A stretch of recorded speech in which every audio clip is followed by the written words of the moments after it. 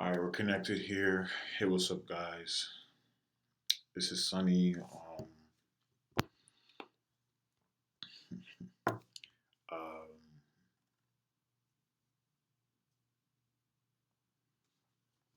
Before I get into my performance today, I want to talk about a few stocks that I was watching, and I'll go in order, starting out with LGVN. After I took that big loss on LVGN, I sold. Uh, I sold here. Right after I sold, and honestly, this video is just going to be about stocks that I missed an opportunity on that I was actually had a position on, and then it's going to be about how I wanted to trade a stock yesterday, but I couldn't because the cash hadn't settled yet, not allowing me to trade it, and then um, today I traded a stock and um, I did pretty bad on it, but I came out with a $2,500 profit. Um, But if I just had followed my rules, or if I was planning on getting in pre market, if I had followed my rules of pre market, then I would have made more and I would have been in a better position. But because I didn't, um, you see what happens. I'll explain what happens. But this is the first stock I wanted to explain. I think I got to talk about four different stocks. After I sold, and I'm still happy that I sold. And I'm not glad I sold here. I should have sold um,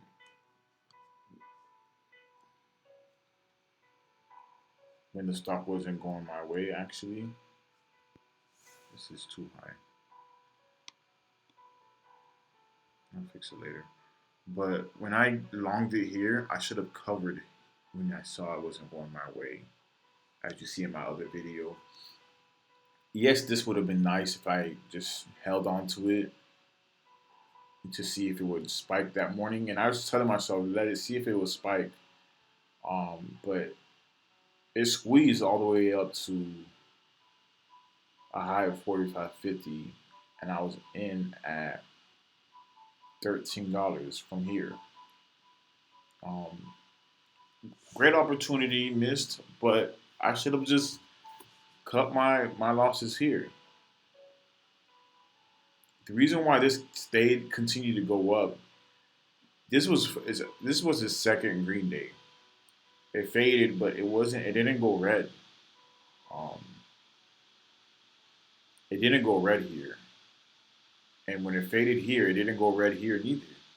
So it was just a really good third green day. Um, and shorts got squeezed, and someone was saying this that um, um, if it's a continual green day, multi green day, it has a chance of spiking more. And I honestly think it's the opposite. I think the first green day will be the best day, and then after that, um, um, anything after that is going to be less volume, and that's what I've always seen. But then again, I never really paid attention to multi stocks that trend up for multiple days. I normally just wait till they short, and I don't pay attention to the front side. I just look for the back side. But now that I'm paying more attention to the front side and the back side, I'm seeing the bigger picture. I'm seeing um, the seven-step framework. But I'm still learning. I'm still trying to get a better understanding of it, and how to apply it to my trading style. Um, but yeah, it squeezed up. I missed that big opportunity. Um, um, then it faded after that for the whole next day, and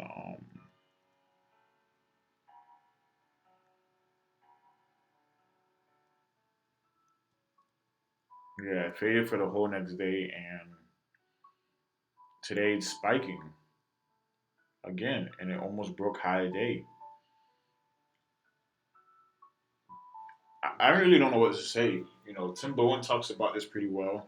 He did say this was an opportunity in his pre-market prep, which I need to go back and look at because when he was talking about it, I'm like, LGV and going up again, uptrending again. I doubt it. And he was like, yeah, it's gonna go up for this reason, and I'm like, I doubt it. Now I gotta go look back and see what he said and apply it because it's like he was right. That shit bounced. I didn't think it was gonna bounce at all, and I was done with this stock. But that's my homework for today is to watch that video and see how what he said about LGV and how it's gonna relate to it. Um, Maybe it has something to do with Thanksgiving. I don't know.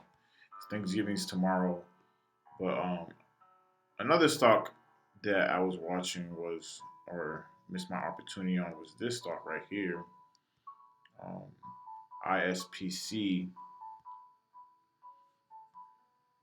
I need to turn off my Siri on this shit. Um, don't remember where I got in. I'm sure my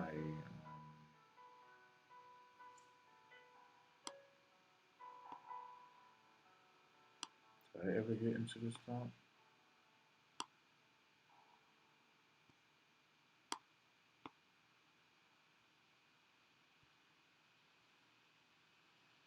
I'm sure I got into this stock.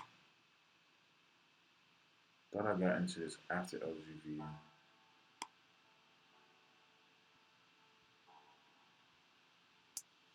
I don't know. I swear I thought I got into this stock after LGVN, or maybe it's another stock.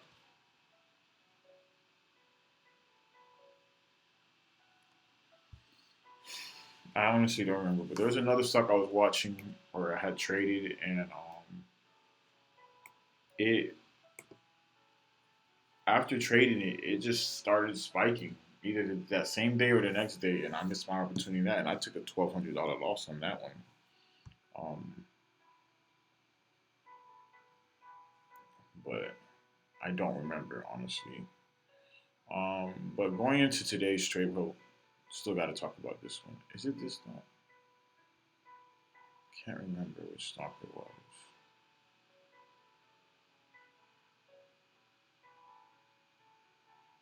But then also this stock, it could have been this one, huh? This one, yesterday, man, I was right on this stock. Yesterday, I was watching it. It was the biggest percent gainer for the day, number one. And it was, um, I think, I think Tim Bowen in his pre-market prep, also said that this was his number one dip and rip. Um,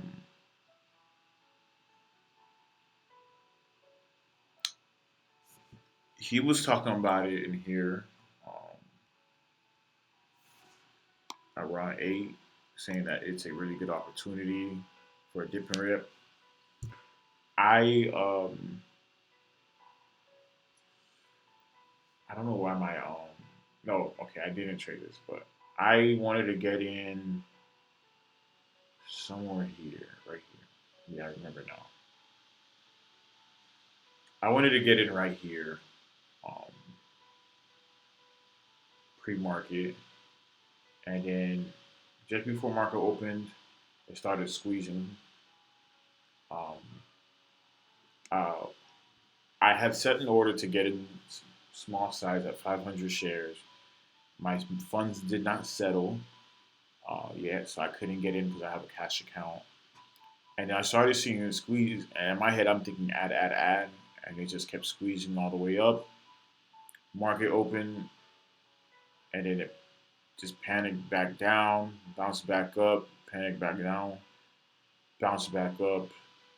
My exits, honestly, I don't know um, where I would exit because if you when I go into the next stock I talk about and all my previous stocks that I've traded, I am a little bit too patient, where I give it too much time the spike because I'm always thinking of the moon, of it going to the moon, and end up it ends up pulling back on my ass, and I end up losing half my profits, if not all, and more. So I was literally entering my order here, it rejected, squeezed, and I just had to sit on my hands and watch. And I just sat on my hands and watched, and I watched it to see how it was going to perform for the rest of the day. Um, but it never kept going higher. And then looking at it today, it had a spike, it had a squeeze here, the same thing. Um, I don't think it's going to continue going up. I don't know what it's going to do. But tomorrow's Thanksgiving on trading, uh, and that's a wrap.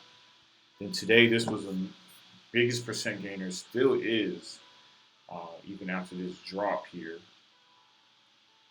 Um, but this right here is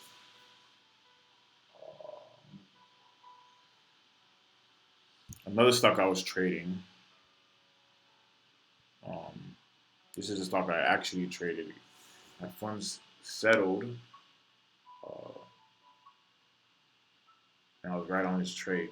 It was the biggest percent gainer. I came to the stock late, and it was just uptrending, uptrending, uptrending. Um,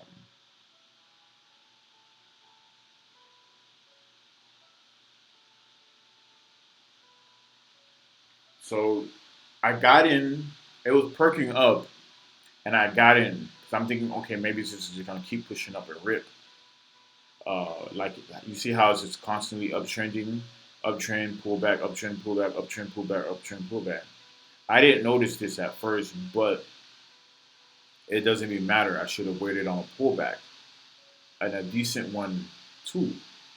So I threw in a little 500 shares here. That's about, I don't know how much was that. I think it was like 5K, 6K. And I told myself, okay, like Sonny, this is you set your limit to only trade a quarter of your account. This is the max. You're in over your max of your quarter account. That's all you can go in at. But I got undisciplined and I added, and I added too high. Um, and it was just perking up. And what happens after a perk up? You should wait for a pullback to take your gains. I mean, not take your gains, but to average down. And you don't want to average down too big, too high. And that's what I did. I got in at 500 right here, and I got in another 500 right here, and then I got in another 1500 right here. The stock barely pulled back, and I got in 1500 right here. Uh, It was looking like it was holding above this point right here and not falling under 53 $5.53. So I went in big right here, and I'm like, okay, it is. What time was it at this time? It's like 10 minutes to 15 minutes left to go in a day before market open. This is either gonna squeeze big or pull back and do a dipper rip or just keep fading all day. Um, the way I saw it was okay. This is a low flow. I think it was a 2 to 4 million flow. Um, let me see here. I'll be doing my homework, y'all boys. I'll be trying to do my homework, man. Let me see here. I'm not using my mouse, so it's hard for me to fucking use this little keypad thing. B R F I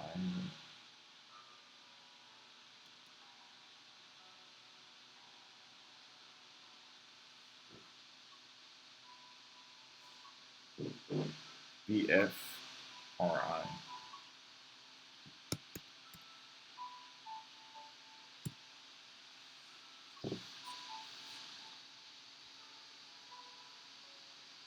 I didn't realize, and I didn't look at the news, and I fucked up on this, that there was no news on this stock.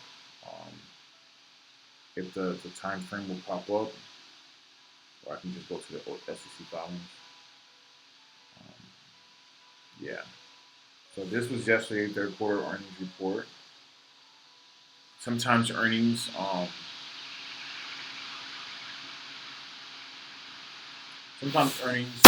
don't get recognized until a couple of days later. But they're saying this was a chat pump. I honestly don't think it is. Tim Bourne was saying it was a chat pump. I don't think it was unless there's like more evidence. But if they had earnings report the day before, then maybe it is the earnings report that's pushing it up. But I didn't look at the news. I didn't. I forgot to do that. Just sometimes I just forget to do shit. Didn't know why it was going up, and then when he said this is a chat pump, I'm like, oh shit, there's no news. And I looked, and I saw no news. Um, that was for the current day, but I saw that it had a 2.4 million float with a 11,000 outstanding, and I also looked at its SEC filings. Uh,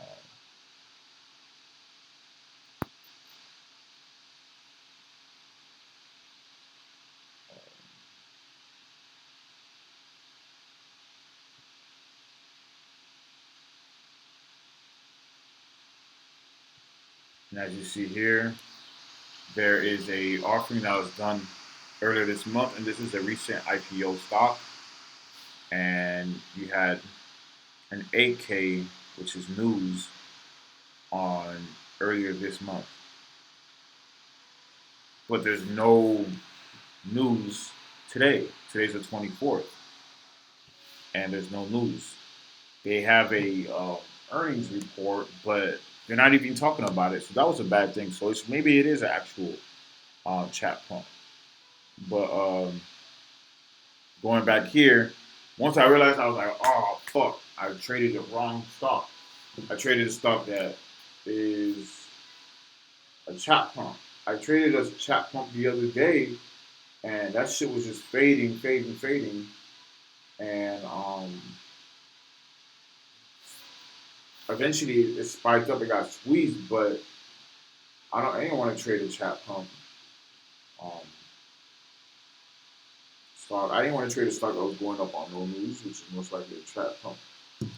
So after I added here, I was in too big.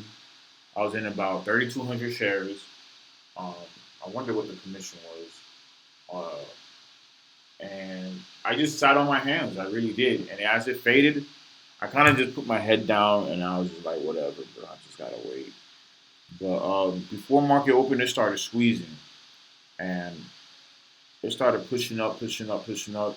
I'm like, I hope this doesn't push up past 10% um, in 1 minute, because if it does, it's gonna get halted. And I'm watching it, and I'm like, okay, I'm watching the time frame right here. The time frame's right here, and I'm watching it, and you can't see the time frame because I got multiple screens and shit. But I'm watching it, and you know, it pulls back, but right after the minute ends, it pushes up, and then it pushes up, and then right after it pulls back, and then right after the minute ends, it pushes up. And I'm watching it, and I'm like, okay, this is gonna probably be a continual uptrend. If there's like a little uptrend, I gotta figure out where I gotta sell. But in my head, I'm thinking I want to go for the meat of the move. I want to go for I want to see if this is gonna go to the moon or not, because it's a low float, and that's the wrong mindset. And that's the mindset that I had. And it did this thing right here where it pulled back pretty hard. Um,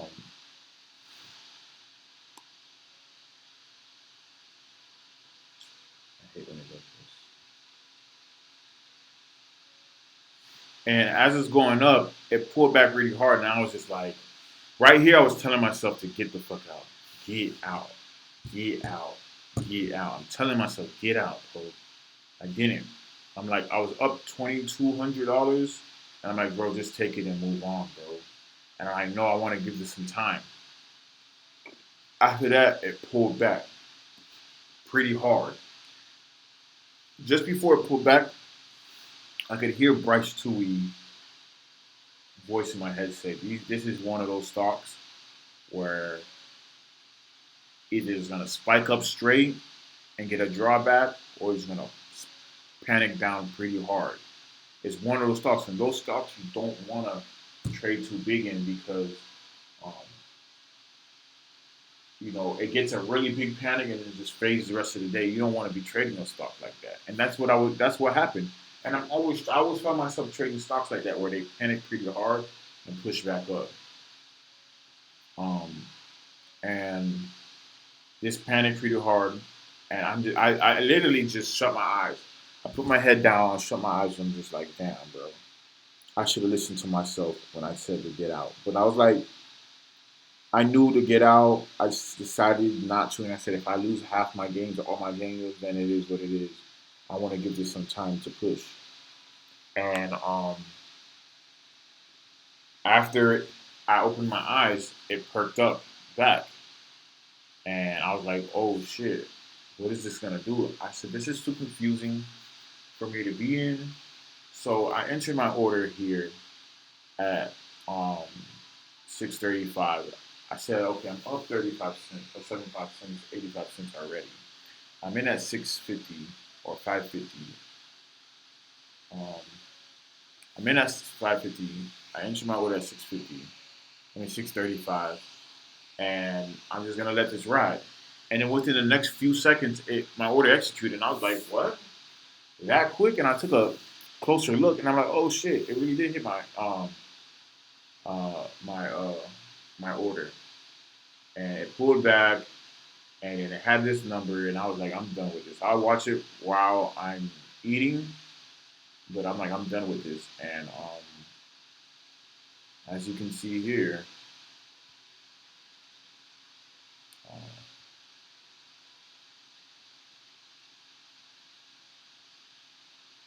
as you can see here, after I got out,